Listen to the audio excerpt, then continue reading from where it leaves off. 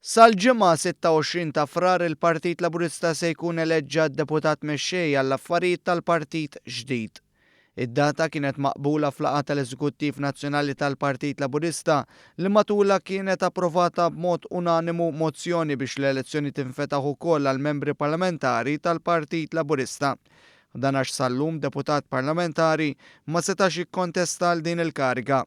Il-President tal-Partit Laburista Daniel Mikallef spjega kif issa din il-bidla trid tkun approvata f'konferenza ġenerali straordinarja li se tiltaqa' nhar il-ġimgħa.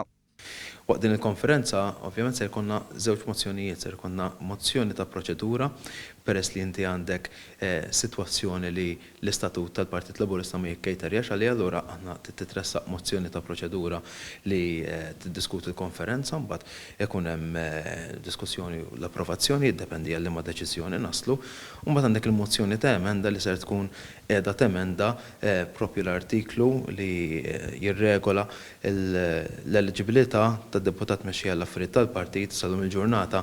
Il-Partit Laburista għandu dik ir-restriction li deputat mexxej għall-affarijiet tal-partit ma jistax ikun membru tal-grupp parlamentari. Il-President tal-Partit Laburista spjega li d-delegati se jkollhom ukoll opportunità li intervjenu u jaqsmu l-ħsibijiet tagħhom dwar dak li qed jipproponi il-mexxej tal-partit.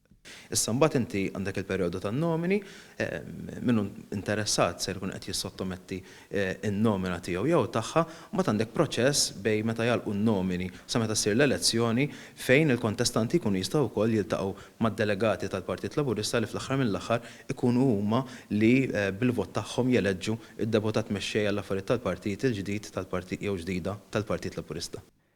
In-nomini se jiftħu l-għada tal-Konferenza Ġenerali Straordinarja u jalqu 3-9 ta' frar.